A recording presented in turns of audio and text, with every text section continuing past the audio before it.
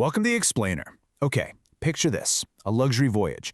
We're talking about the MV Hondius, cruising from the breathtaking southern tip of Argentina, charting a course straight across the Atlantic toward Cape Verde, right off the coast of West Africa. Sounds like the literal trip of a lifetime, right?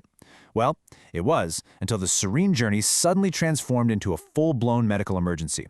It completely hijacked international headlines and put health authorities on absolute high alert.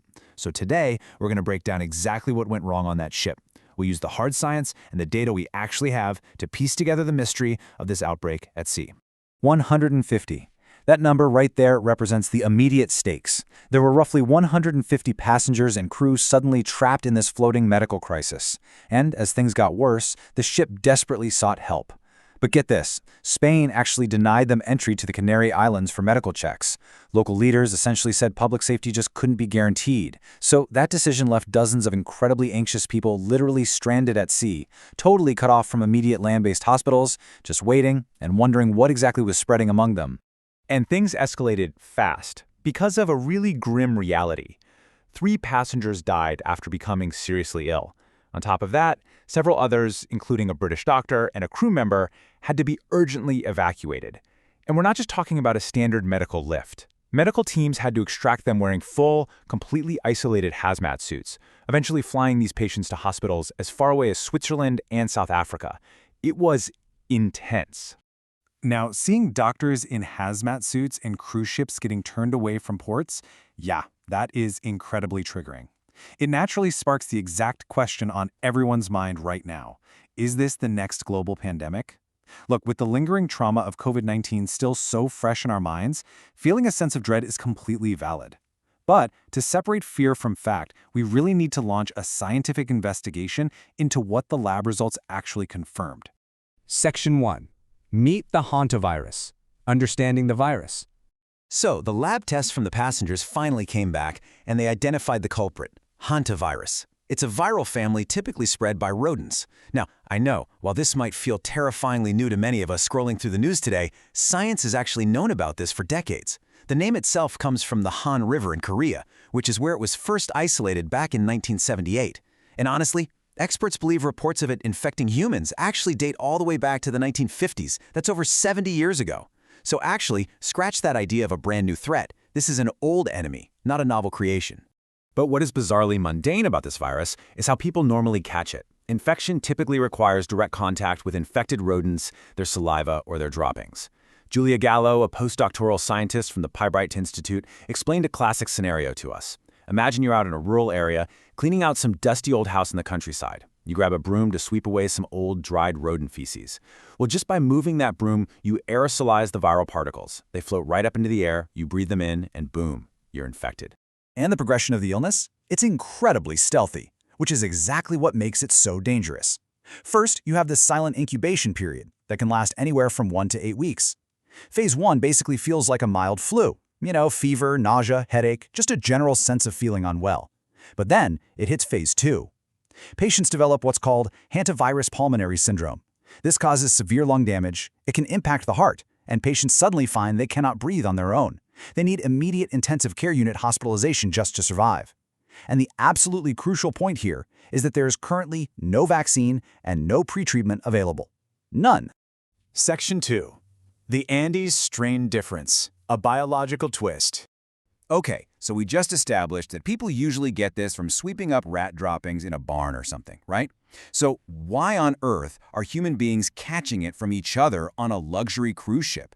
Well, scientists broadly separate hantaviruses into 2 main categories. First, we have the Old World hantaviruses found in Europe and Asia. These primarily affect the kidneys and have a lower fatality rate, sitting at roughly 1 to 15%. But then we have the New World hantaviruses, found in the Americas. These are the nasty ones that cause that severe pulmonary syndrome we literally just talked about, and they carry a much higher fatality rate. The MV Hondius passengers? Yeah, they were infected with a specific New World variant. And the crux of this entire mystery lies in the specific variant they caught. Lab experts confirmed the passengers contracted the Andes strain. Now, unlike almost every other hantavirus out there, The Andes strain has actually been associated with limited human-to-human transmission among close contacts. That right there is the crucial scientific fact that sets the Andes strain apart. It's the only reason a multi-person outbreak on a closed vessel at sea is even biologically possible. Well, without the ship being completely overrun by infected rodents, which it wasn't. Putting the pieces together, scientists have theorized the timeline of this whole outbreak. During the exposure phase, the ship set off from South America, specifically Ushuaia, Argentina. That's an area where the Andes strain is endemic. Passengers likely went on rural land excursions, inhaled those aerosolized particles, and unwittingly brought the virus on board. Then comes the incubation phase. For up to 8 weeks, the virus silently multiplied in their bodies while they were just enjoying the cruise. Finally, the outbreak phase. Because it's the Andes strain, those initially infected began spreading it directly to their close human contacts while they were far, far out at sea. Section 3. Is it another pandemic? Analyzing the threat. So we have to address the elephant in the room here. A virus spreading human to human on a cruise ship, that is exactly how our shared global nightmare began just a few years ago.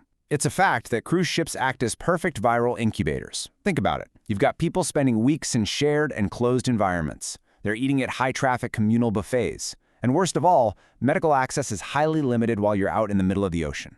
We all remember 2020, right? The Diamond Princess saw over 700 COVID-19 cases.